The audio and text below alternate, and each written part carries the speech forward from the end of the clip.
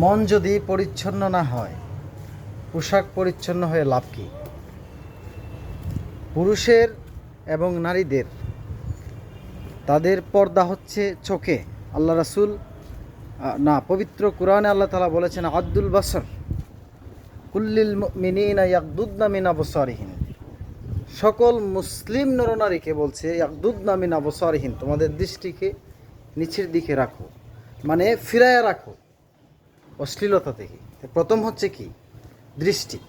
দৃষ্টি পরিচ্ছন্ন, তারপর হচ্ছে মন পরিচ্ছন্ন, এরপর হচ্ছে পোশাক।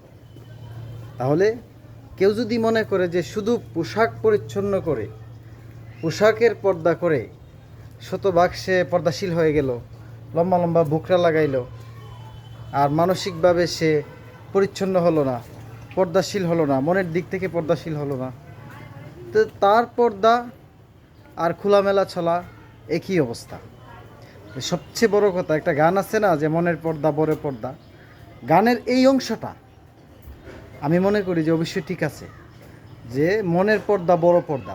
পরবর্তী অংশের কথা বলছি না, তবে গানের যে এই অংশটা, যে মনের পর্দা বড় পর্দা, কেউ যদি মন থেকে